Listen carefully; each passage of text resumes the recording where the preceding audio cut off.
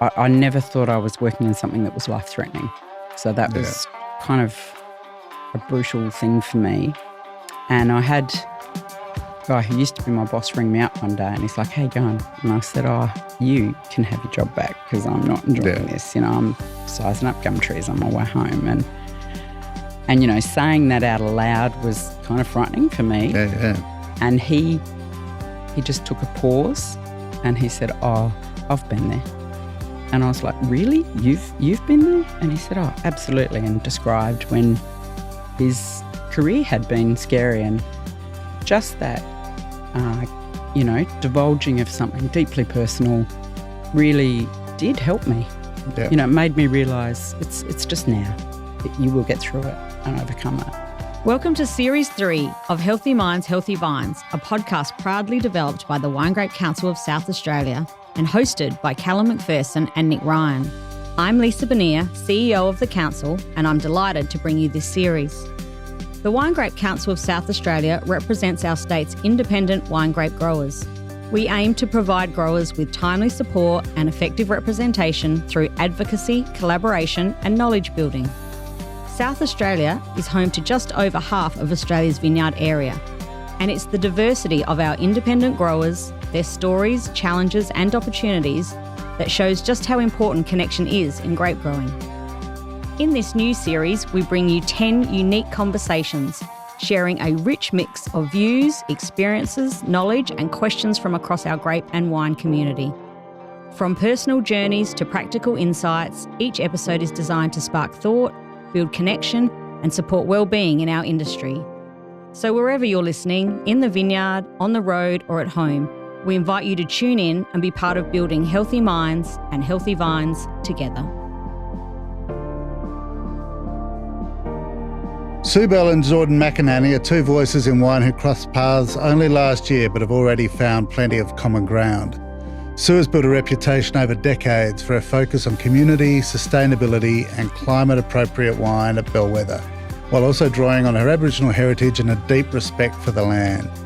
Jordan, still early in his winemaking career, brings curiosity and courage to the table, stepping away from more traditional farming to reshape what a vineyard could be and putting his ideas into practice straight away. Since connecting at the Langhorne Creek wine show last year, they've shared ideas, supported each other and found that bringing together different experiences can push the industry forward.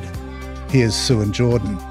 Jordan, you had a go at a variety of things before wine. Can you tell us about some of those? Yeah, I did many different jobs, to be honest, just sort of travelling around the country and pick up anything that I could find when I was in that town to make some money to get to the next town, really. So, yeah, most of the jobs that I've done have all been sort of primary production based, I suppose, whether that's fishing or oystering or farm work or, yeah, all sorts of things, and had some great experiences. What's the shittiest of those jobs? Pearl farming. Yeah. Really? Yeah. Why? Oh, it's just hot as hell. Yeah, humid, up in Broome, manual labour. Just deckhanding. You're just the bottom of the rung. Yeah. But exciting. See heaps of whales and all sorts of sea life and stuff. It's you didn't hesitate with that answer at all. Yeah. Straight out. How long did you do that one for? I did about 4 weeks out there pearl farming. So, yeah, a couple of different stints. You'd go out for 2-week stints, and I've never been in jail, but I think being stuck on a boat is as close as I could get. Yeah. So, awesome experience though. And how come you were someone who travelled around so much? Yeah, I don't really know. Just itchy feet, I suppose. Could be a bit hereditary. My grandfather was a bit of a rambler as well. I come from a family farming background, and there sort of just wasn't much of a job there at that stage for me, and just tried to pick up farm work and thought, right, well, I might as well go see the country and, do some work somewhere else and see what's happening. And what led to wine? I always sort of returned home for vintage. I always loved vintage around Langhorne Creek and just couldn't quite get away from that. And then one time that I sort of came home again, I had a bit of a motorbike accident and had to stay around the region and have doctor's appointments and stuff like that, and got a bit down in the dumps and thought, well, I better do something with my life. So I signed up to go to uni and just... Was it a bad one? Yeah. You break some bones or? Broke both my wrists, yeah. So bit of a regret. So you shouldn't have regrets in your life, but probably shouldn't have done that one. Yeah, given the chance again. Yeah. Don't have the accident. Yeah. So you wouldn't have been out of work with 2 broken wrists? Nah, couldn't do anything. Couldn't have a shower. Couldn't go to the toilet without getting mum there to help me. Like, it was, brutal. Yeah, wow. And quite depressing at the time. There's no test of a mother's love than having to wipe your butt. Yeah. Well, when you're in your 20s. Yeah. Different. It was a time when they did it happily, but Yeah. So wrist fully healed now? Sort of, yeah. I still remember it. I still feel it. Yep. They're pretty good. How long ago was that now? Oh, it'd be 6 years or something like that, I suppose. So, wow. Yeah. But it was good. It steered my life in a different direction. Like I said, got me a university degree and made me probably calm down a bit, I suppose. Stop living so recklessly. Maybe something needed to happen. Yeah, I think it was a good catalyst, really. Absolutely. So you classify yourself as a bit less wild these days? Yeah, definitely. Yeah. Is that what people around you would say, Sue? I've only heard about the earlier days. So tell us a bit about your journey. Well, I was born in Mount Isa, Queensland. A lot of great winemakers come from Mount Isa. But I was only there 10 days. My family were living in Townsville when I was born, so I was adopted, so they drove out to Mount Isa to collect me. And it was after a cyclone had kind of come through Queensland, so on the way back, the roads were washed out and I had to stop at the Hughenden Hotel for 2 weeks with a 10-day-old baby. So that was my first home. It was a pub. And then Townsville for a year, and then Adelaide, then Newcastle, then Adelaide. And then when I finished uni, moved around working in different places. Have you got a family history in wine at all? No. No? No, definitely not. So how did you go down that path? I was good at science and maths at school, but my favourite subject was geography. Well and truly. Like, that's the one that made me get excited. And I did do a couple of years of engineering, kind of with an idea to be an environmental engineer, but it didn't exist back when I was at uni, so I did civil engineering.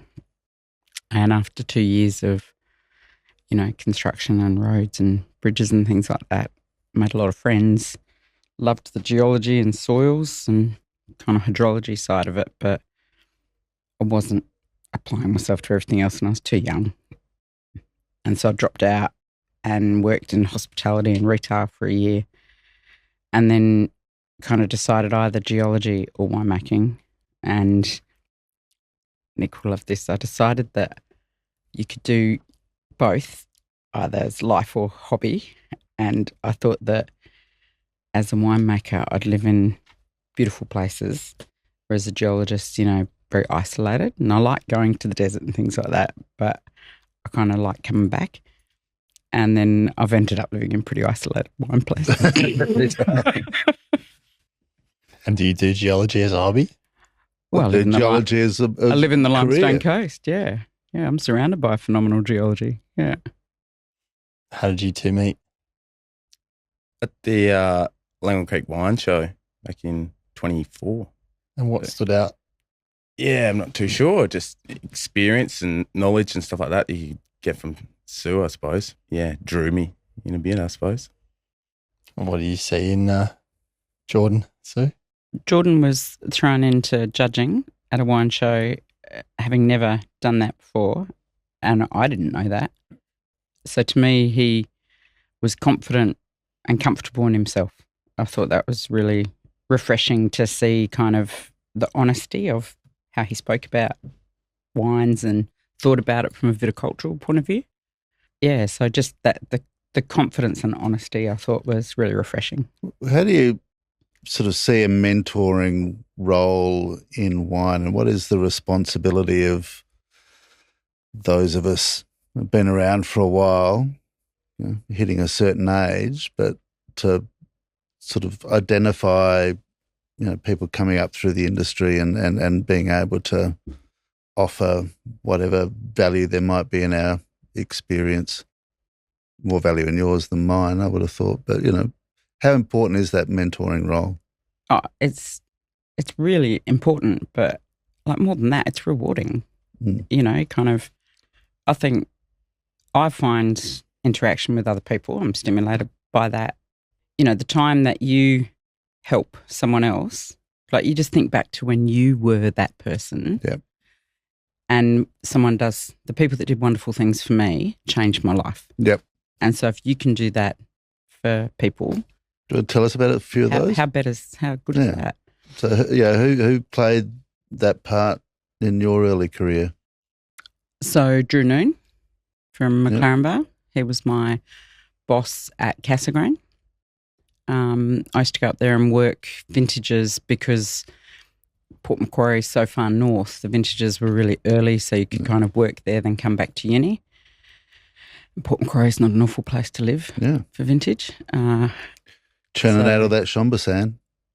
They were very early on in the embracement of biodynamics, and they were pretty innovative as a business. And Drew was wonderful. He was studying his MW at the time, and, so we'd do ridiculously long days of vintage, but then Drew would sit down tasting these brackets of wines of the world that had been sent to practice for his MW. And so he would always take the time to explain why you were asked to do a job. So you weren't just sent out into the winery to wax tanks and fermenters and things for days without, right, this is why we do it, how we do it, this is why you're doing this with the ferment and things. And so I just every day went home going, I've learned so much today, I loved it. So that kind of explanation, caring, investment, I really appreciated. Jordan, what do you get out of more experienced people in the industry? Oh, heaps and heaps, yeah. It's nice to just bounce your ideas off someone who's got the experience, I think. Especially coming into the industry, you're always sort of second-guessing yourself and you think, am I making the right decision or, flying blind most of the time. So anyone with any experience or advice that might have done it before is golden. Absolutely golden. Yeah. Where have you seen it go wrong?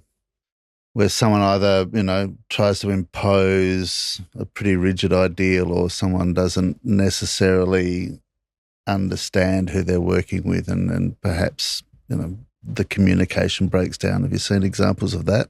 It'll probably come as a surprise to you, Nick, that there's some people in wine who have considerable ego. No, really? And so I think that, when you see people that think that their way is the only way and they do impose that on someone, military-like or something, I think that's, really unhealthy. Because what I get out of, if you invest in someone up and coming and younger is why wouldn't you want to get the ideas out of them, because they're actually going to be more relevant for today and the future than so I think that blending of kind of the historical past and the beauty of why we do things in a certain way, but then injection of kind of fresh ideas. But I always laugh in wine how you'll see someone come out with, oh God, I'm doing this, I'm amazing, I'm the Messiah because I'm doing something that's 1,000-year-old practice. It's like, I'm going to ferment in eggs. Jordan, what's that like when you ask for advice? What do you typically get back? Do you have people telling you how it has to be, or do they ask you? No, I think everybody definitely has, and it doesn't matter who you are, how successful you are, everybody's got some self-doubt in themselves, I think. So I think for me, asking people for advice, they would see it as, perhaps I know what I'm doing. And that's really true, because you feel respected when you're asked. Yeah. You're empowered, kind of. Yeah, Your idea matters. exactly right.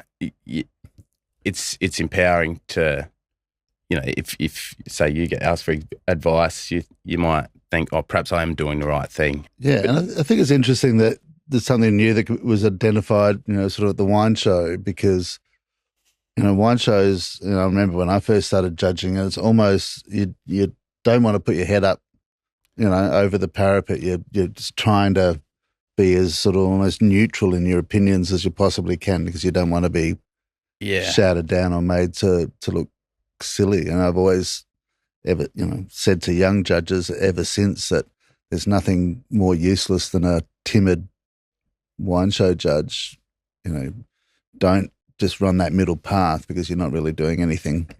That way, be prepared to take some wins, but also be prepared to take some losses and get it wrong, and work out why that was missed and learn from that experience. And I think it's a good sign for you that at a wine show, your capacity and your interest and your willingness to put yourself out there is actually something that can be identified.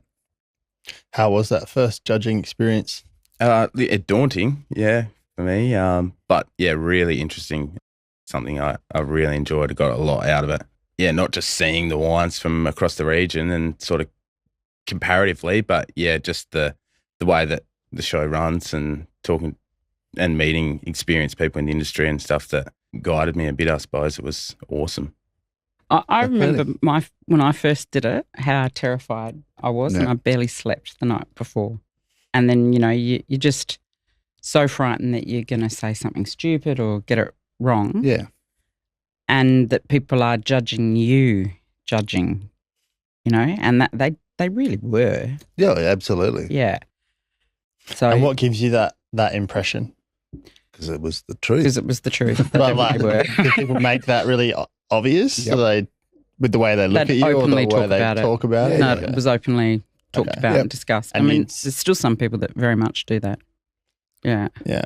Yeah, well, there used to be an old culture of, certain, one particular capital city show where, the judges' dinner, the associates were all made to, stand up and speak to the wines on the table, and, just loud and open scoffing if the elders disagreed with what your assessment of the wine might be. I was at a show where associates would share accommodation, and I remember the person sharing with me crying themselves to sleep after the complete humiliation at that dinner. And I just thought, I remember sitting at the airport on the way home going, so this is voluntary. We're giving up our time to come to this. Shouldn't it be fun? Yeah. You should be professional. You should. Yeah. And should be able to hit a standard. But make it enjoyable so that people will want to do it. Yeah, no, absolutely. I hope that person came back to judging, though. Because it's, potentially lost forever. I think we call out bullying better these days in society in general.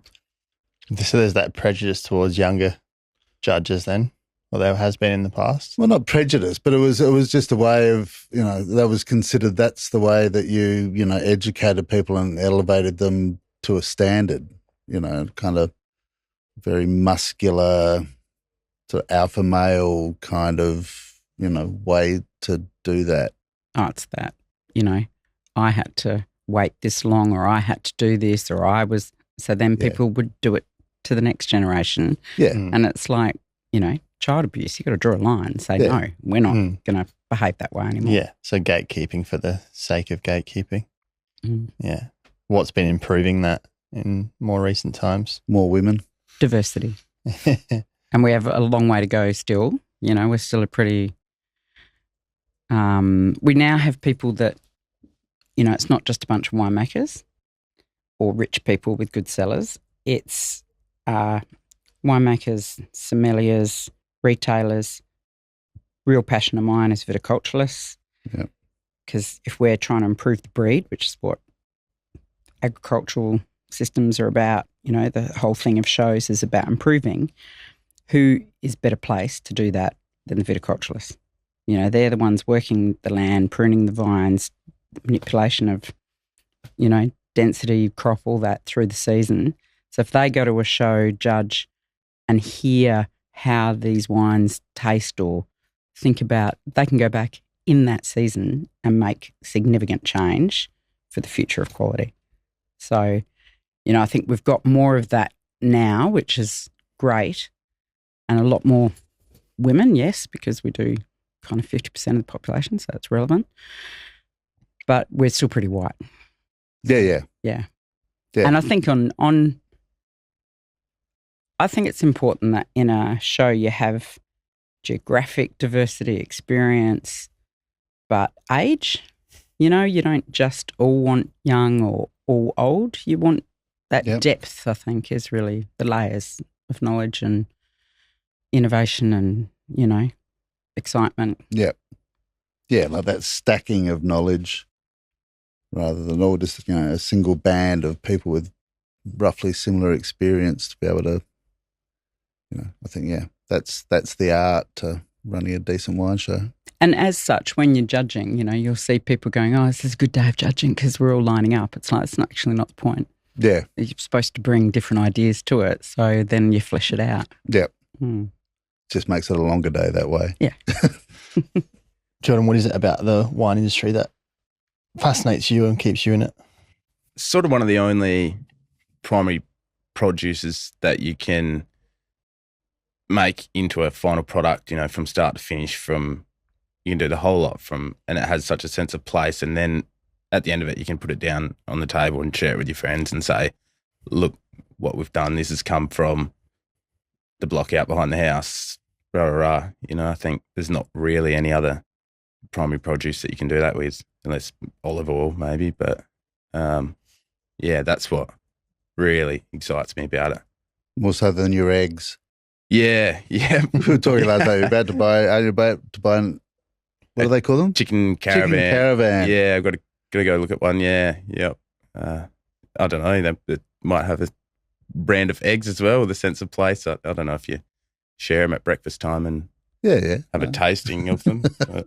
Yeah. Are eggs just eggs, or is there who knows? Is there terroir in eggs? One day someone has to put that to the test. They're already being labelled that way. Yeah. Well, they're branded, absolutely, but that's branding. So you've got Aboriginal heritage. How does that tie in with the way that you approach your work? I don't know the alternative, so... Yeah. Can't do it any other way. I just see beautiful synergy between what wine is about, that expressing the block behind your house, or, tasting Margaret River Cabernet to Coonawarra Cabernet to Bordeaux to Napa. Like, it's that season, place. When, if I was to talk to room people who are kind of into wine and explain, that French concept of terroir, which is geology, soil, climate, and then the cultural practices of how it's grown, they'll kind of all sit there trying to understand that. But if I say that to, a room of Indigenous people, they get it immediately. Oh, yeah. That's it's their how they think and see everything. Terroir is a concept that's existed in Australia for 40,000 years. So it's that that core sense of connection to land, to country, I remember talking to someone once, and it was the whole thing of, religion. So, people have spiritual connection through different religions. For Aboriginal people, your religion really is your mother. So you've got to care for your mother, respect for your mother, and that's the land that you were born. And so you've got a lifelong obligation to that land. And, I think when people look at multiple generational farming and you see that falling over, through businesses doing it tough or whatever, it's a huge sense of grief when that's multiple generation. So I think if you try and then think about that generational across 40, 60,000 years, you can see why that sense of belonging to the land or the dispossession of it is a really big thing. So is that part of your inspiration and wanting people to connect to the land and to culture? Several years ago at a wine industry technical conference, we had a talk that was about how can we make Australian wines more authentically Australian. And we wanted Steve Pannell to do that talk, fantastic winemaker, really deep thinker. And unfortunately, he couldn't do it. So then the people in the committee were trying to work out who else, and then they got me to do it. And I was terrified, not only because I have enormous respect for Steve, but I just thought, I don't want to stuff this up. And I kept overthinking how I was going to do it. And it's like, what makes wine authentic? And I kept thinking about all the things that I could speak that were uniquely Australian. And in the end, I approached it from the projects that were occurring in different regions around the country, around geology, soil, and people trying to understand where they grow grapes and why they taste the way they do from a more scientific view up. And some of that was to build stronger, more authentic stories and that understanding, because we're always, marketers saying, we've got these soils, this geology, but why? Yeah. So I think that deep interest in understanding that better was being approached very differently in different regions across Australia. So I presented those projects, but I started it with the Indigenous language map of Australia saying, Australia's always been a place of many different cultures and, that respect that used to exist between, the crossover not being a straight line, and that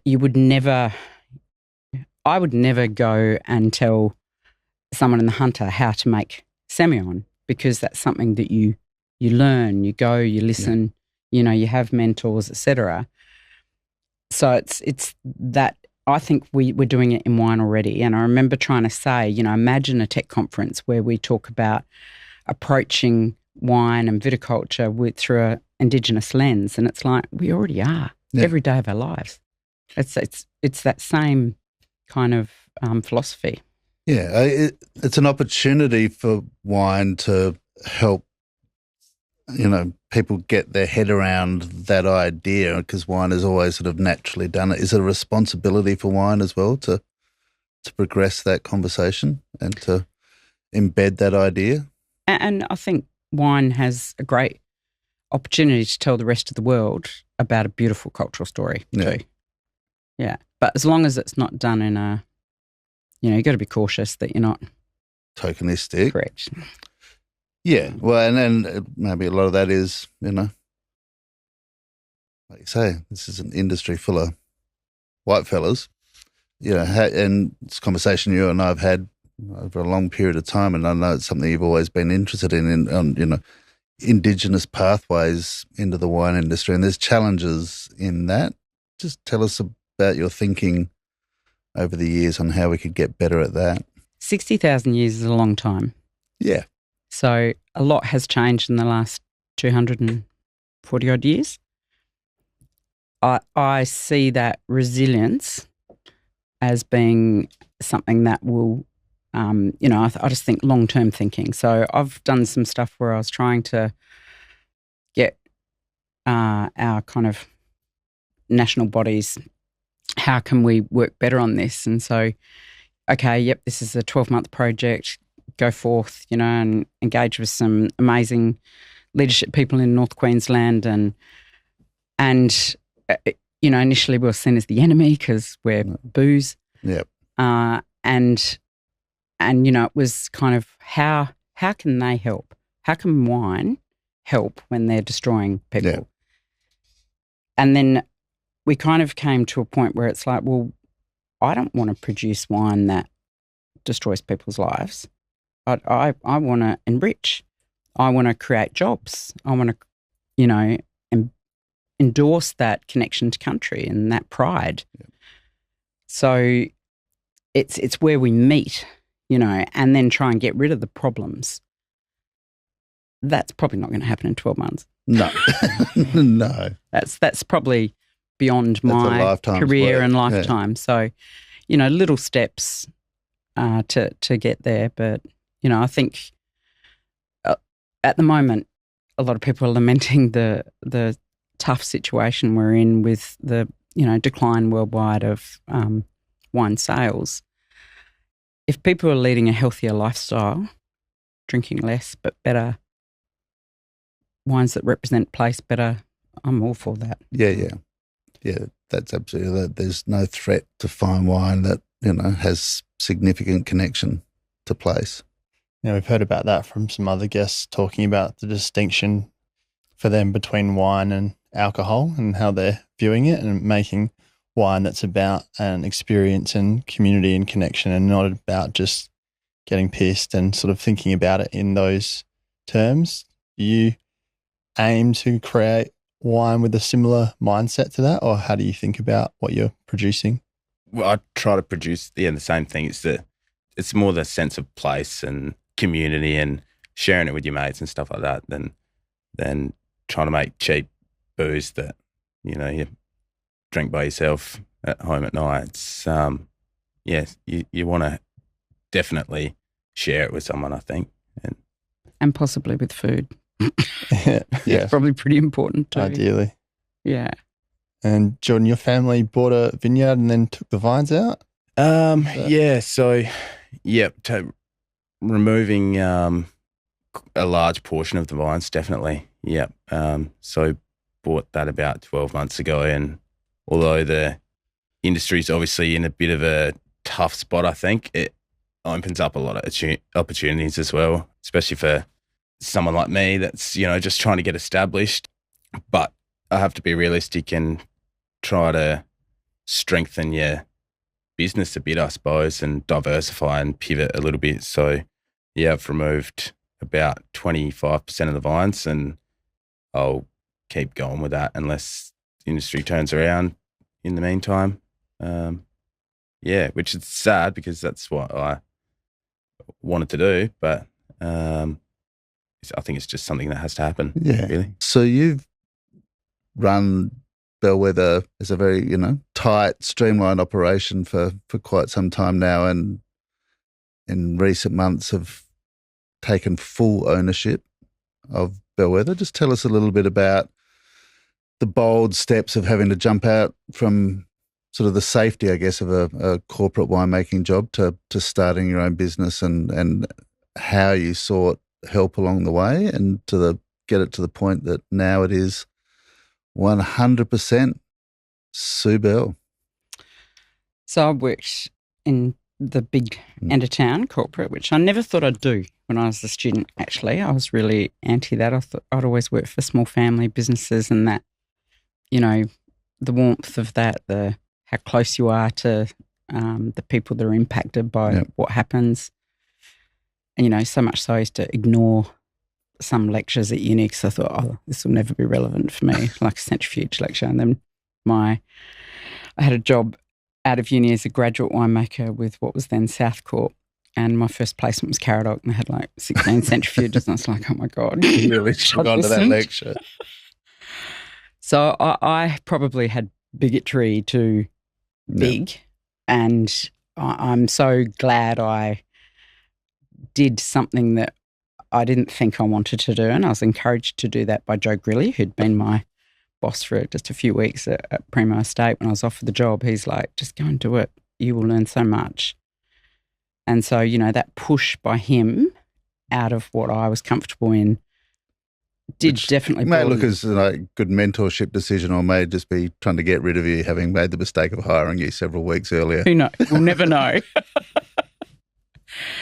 But it was really good to go, you know, and places that you would kind of visualise as a wine factory rather than a, you know, beautiful little winery were still full of people who took a lot of pride in every tank that they were doing. So it was, I loved seeing that, and, you know, and moving to different regions and the different communities and the ways that they approach things, working for quite historic wineries. Yeah, well, like that period. Seppelts, Lindemans, Wins, Richaume, Penfolds, Seppeltsfield. You know, I loved that.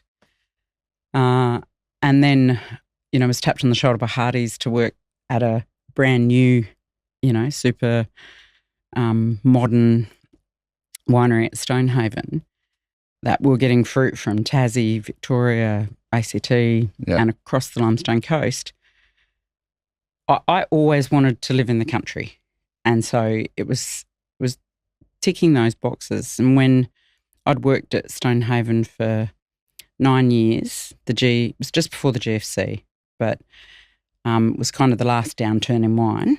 And so there was a day where they announced they were selling 3 wineries and 20-odd vineyards. And so we were part of that. And I thought, this has been so good. I've got a beautiful team of people. We were starting to do some really good things. I'd seen some vineyards from planting through to producing some good wines. I thought, don't sit here and watch it be picked apart. Yep. And so I put my hand up to get out straight away and had some travel through a program I'd been doing, the Australian Rural Leadership Program, which Jordan should definitely look at because it changed my life. Yep. So I was going to India for a couple of weeks with that. I then had my Len Evans tutorial prize, to France. Yep. So that was a very interesting, hugely different experience to be in India and then visiting Burgundy. the shadows of Bordeaux and Burgundy, and then judging in New Zealand at the New Zealand Awards. And so in that time, I had a mate of mine from the Kimberley who said to me, you don't have to answer emails, you don't have to take those phone calls. He said, take this time to really think about what you want to do next. And I got very nervous that I had to have an answer to people, and I didn't. And I actually remember ringing him saying, are you sure this is the right thing to do? And he said, it will come to you. And I was having lunch with Michael Brakovich after going through Kuma River, so someone whose wines I adore. I really respect his intellect, and he was very kind, giving me his time, and we're sitting there over lunch, and he said, so what's next? And I said, oh, well, there's a really good job in the Yarra, and one in Margaret River, and a few in New Zealand, all paying way more than I'd been earning. I was really shocked how much there was outside corporate you could earn. And I said, but I like where I live. I love Coonawarra. I love its community. And he said, well, I think you should start a label there. He said, if he hadn't had a family business to go back to, he would have gone to Coonawarra. Okay. And so he encouraged me, and it was that thing of someone believing in you. You're like, oh my God, if he thinks I should do this, so I'll give it a crack. Yeah. So yeah, really grateful for So do you exclusively take advice from MWs? Drew Noon, Michael Brakovich, only go to, won't listen to anyone else unless they've got an MW. But however, 17, 18 years later, I'm earning half what I used to earn back then. Yeah, imagine what you could have been earning as, back in the Yarra or Margaret River. But yeah, I mean, and particularly in a place where there weren't that many new labels starting, you're still in some ways a new kid on the block in a Coonawarra landscape. But it is a bold decision, and then even just the concept of it is setting up at Bellwether. You executed it beautifully, but how difficult has it been along the way? How often did doubt creep in and you ask yourself, am I doing the right thing here? Lots of times. Yeah, lots and lots of times. But I must say the local community really helped and supported me, and that's both from the big corporates and the small family operators. I was initially making wine out the back door of, a couple of Coonawarra wineries. I knew where their keys were hidden so I could go in and do my work and whatnot at night time. Then when I started in making wine at Bellwether, probably before I should in terms of equipment, I'd have to borrow a ute to move barrels, to go and wash them, and I'd try not to break friendships doing it at different places. So I definitely worked out which barrel washer I wanted to buy when I've had the money. So without that, kindness and support, I would never have been able to do it. And I couldn't do that in somewhere where I didn't have those. So that would be my advice to anyone starting out, is to do it where you've got support community. And support even more broadly. I mean, you've done all this as a single mother along the way as well, which is just an extra layering of complexity and challenge. I mean, and that's, you've done that beautifully as well. But, how is that the extension of the same idea that, takes a village? Oh, yeah, most definitely. I mean, my daughter is my greatest surprise I've ever had. Yeah, definitely not planned that way in terms of business, but wouldn't undo that ever. Yeah. I think many people doubt whether they're doing things well, and people will often say, oh my God, you do so much, I don't know how you do it. It's like, well, you just do it. You don't necessarily do it all well. Jordan, what's the reality for you of pursuing your aspirations and going through it day to day and trying as a single mother, trying to make it all happen? Yeah, it's hard. Yeah, it's hard enough. I'm not trying to raise a child or anything. Birth, no. You've just got chickens. Yeah, God, it is hard. It's daunting, and it's stressful. But I think, like Sue said, you need a bit of a community around you and reach out to other people, ring people for advice, beg, borrow, and steal whatever you can. Well, maybe not steal, but don't be so arrogant that you think you know everything, and just reach out. And 9 times out of 10, people are willing to help you. Because it's bloody hard to get established. So I'm finding out. Do you find it overwhelming at times? Yep. But I suppose you still sort of just got to put your head down and keep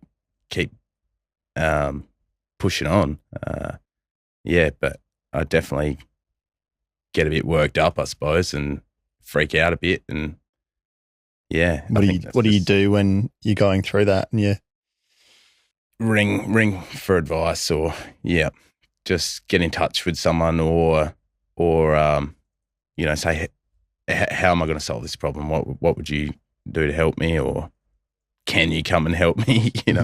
Who do you call? Oh, everyone. It could be from CEOs of big companies who I know that I get along with well, or it could be a fella that I've worked with in a vineyard before who just knows his stuff about irrigation or something like that. It could be anyone. Everyone's got something they can teach you, for sure. And people answer the phone and they're willing to help. Absolutely. Yep. Like I sort of said before, I think people get a bit of a kick out of being asked for advice. It might strengthen their own. Well, it's an opportunity for them. I think if we're asking for help, often we don't see it that way, but people who are getting asked often get something out of it as well. Exactly because right. They can use their expertise and feel like they're providing some value. And like Sue's been saying, there's not much more rewarding than being able to teach someone something, right. Especially if you struggled with it however many years or months or weeks or days ago, and it was something that was hard for you. If you can help someone with the same knowledge, then people generally want to do it, which speaks to the fact that it is good to ask for help when you need it, but that's a difficult thing for people to do if generally to do with your pride or wanting to not be seen as someone who can't figure it out on their own. But it seems like from the conversations that we have on this show that's just not the reality, that people are continually asking for help and it's making a huge difference. And it's not like they're being painted as someone who can't handle their own business. It's just like that's necessary to be able to work in such a tough climate that you have to call on each other for help. And it stands out to me how willing these communities are to stand up for each other and their own and come out and help, and how much understanding there is about how tough it is and that there's so much you have to be able to be on top of and handle. And it's pretty palpable, isn't it, Nick? Like the conversations that we have. Yeah, it is probably the most common theme that's come through everything we've done through here. I think wine would be a very different business if it was made in CBDs. The fact that it is a regional pursuit that it happens in smaller communities, that's its greatest strength and its greatest asset. And most industries are that are competitive are cutthroat and not wanting to help each other out and not wanting to teach each other things because you might be taking the food off my table, and that seems to be very different with wine. Yeah, no, has always been its greatest strength in this country. I want to talk just a little bit about, dusting yourself off and going again. And Sue is always held up as this great example of resilience in the, because it's Len Evans tutorial application season at the moment. And I think I've had about 9 messages in the last week or so saying, can you be a referee for my tutorial application? And Sue is the one that's always put up as, the persistence of applying for the tutorial. How many knockbacks was it? It was 5 or 6. 5 or 6, and then get in and ducks the thing in the end. What's the lesson people can learn from that? You do, like I remember years seeing the people get in and questioning why I was not considered worthy. Yeah. And I'm feeling really sad about myself because, I'm not a very competitive person, but I do something that, keeps me awake is I do want to be respected. Yeah. So that's always kind of something I'm more ambitious about than making money, clearly. But I think it is, worth just persisting, and I guess it is getting rid of the ego and just going, the prize is worth it. Yeah. Getting in to listen and taste those incredible wines is worth it. And, it's what I say to people when they're like, oh, it's all a bit elitist and whatnot. It's like, I hate elitism. Yeah. But I really enjoy education and broadening my mind, I mean, that's what I think's special about wine is, and food and people is you just have those moments occasionally where you just sit there in the moment going, my mind's just exploded. Yeah. This is so special, and it's cherishing those little moments when they come along. Yeah, and maximising the impact of them. Because it's always going to go up and down. It's the thing that those moments, that's what gets you through the down. And it's, God, it's been really hard the last few years. Yeah. And when my daughter was younger, it was never her keeping me awake at night. She's an amazing sleeper. It was always worrying about money or, and being able to pay your growers or suppliers, when you're behind, you just feel shit about that. That's not who you want to be, So I think, being the first generation starting out, you just got to acknowledge you're not the one that will ever make money. Yeah, but you might build something that continues. Yeah, and I have no, I don't encourage that pass on because I think, I'll say to my daughter, this is my life, my dreams and interests. You've got to work out what yours are. It might not be anything to do with this. So, but I think, wine's tough. I mean, I remember when I took over a manager role in a big company, 12 months in, I was doing it really hard. We'd had one of our cellar hands killed in a car accident. Yep. It was not what I thought. I never thought I was working in something that was life-threatening. So that was kind of a brutal thing for me. And I had a guy who used to be my boss ring me up one day and he's like, hey, go on. And I said, oh, you can have your job back because I'm not enjoying this. I'm sizing up gum trees on my way home. And saying that out aloud was kind of frightening for me. Yeah. And he just took a pause and he said, oh, I've been there. And I was like, really? You've been there? And he said, oh, absolutely. And described when his career had been scary and just that, divulging of something deeply personal really did help me. Yeah. It made me realise it's just now. You will get through it and overcome it. But that's, it does. It comes and goes, doesn't it? Yeah. So, can you see signs in other people when they may need that kind of conversation as well? you try to, but sometimes you've got to be in a position to be able to help. And I think, if you're already churning over, trying to survive, you might not be the best person to help. So it's whether you've got the capacity to at that time as well. Yeah. If you're drowning, trying to help the other person drowning probably pushes you further under. So I think it's time and place, and you can't always be there for everyone. You've got to get yourself through it first. Yeah. Yeah. Yeah. Well, we were talking about that last night. Was it sometimes you can take on everyone else's problems as well, and they just compound your own, and there's only so much capacity I think we have for. But when you can do it, you should do it. So good for you, let alone them. Yeah, that's a very good point. How do you do it, Sue? If there's an opportunity to do that, how do you approach speaking to someone who you think maybe has something going on or is having a difficult time?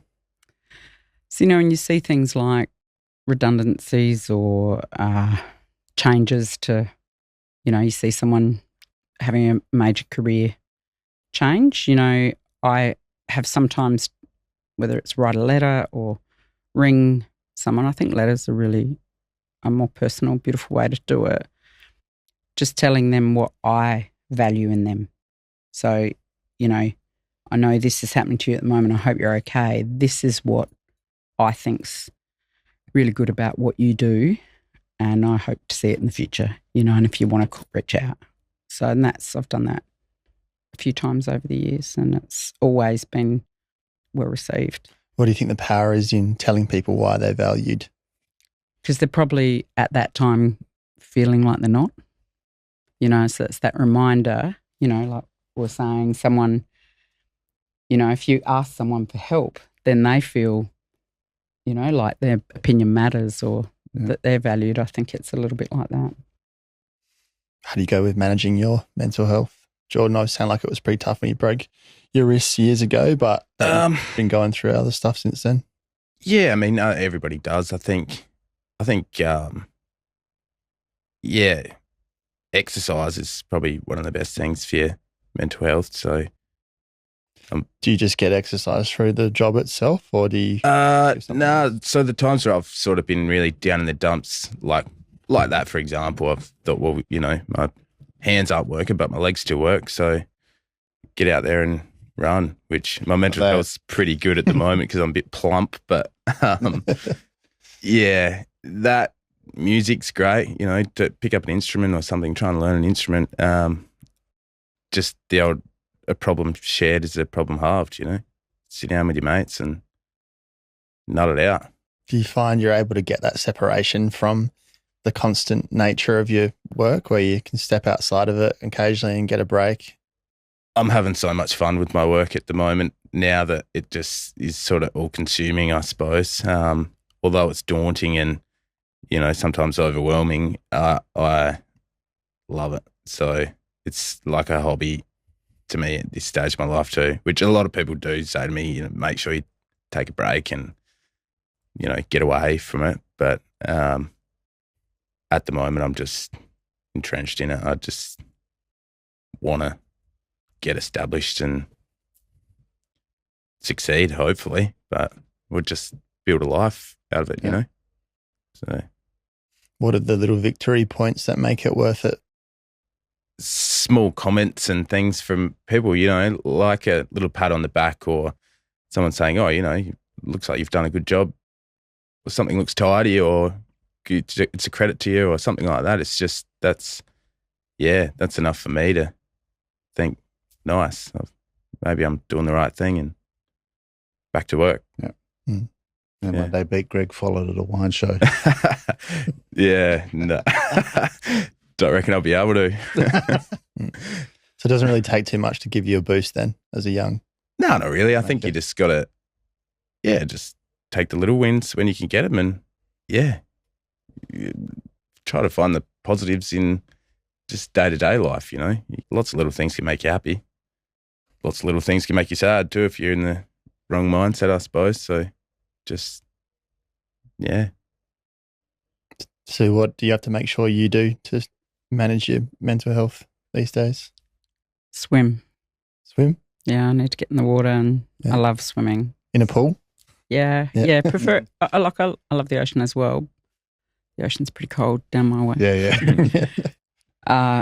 Yeah. It's meditative for me, swimming, not just, that exercise thing. It's that time just in the water. It's almost like I'm planning or solving problems in my head. So I love swimming. And, getting help from people, that just asking, saying, oh, this is what I'm trying to achieve. How can you help me get there? Is like everyone will step up for that. But if you don't put it out there, no one knows, so I think that's really important. And music is really critical for me, just all the time in my life. I need music to help me focus. Gardening is the other one. I'm a phenomenal procrastinator gardener. Yeah. Yeah. Well, it's a great garden you've got at Bellwether. I love, I will be, guys that work with me will see me on the lawnmower for 6 hours going, oh, yes, he's clearly got some admin work she needs to do. Might be tax time. Jordan, maybe to finish off, what would you say to someone who wants to go from something else into winemaking? Oh, go for it. Yeah. Yep. It's a hell of an industry. And like I sort of said before, that it's a bit doom and gloom in the industry at the moment, I suppose, but it also opens up a lot of opportunities now. So, now's the time, I think. Get into it. Nice. We'll leave it on that note. Thanks, guys. Cheers. Thanks for listening. Head to the Wine Grape Council of South Australia website for links and further resources. This is part of a bigger conversation, so feel free to share this podcast with your mates and look after yourselves. Cheers.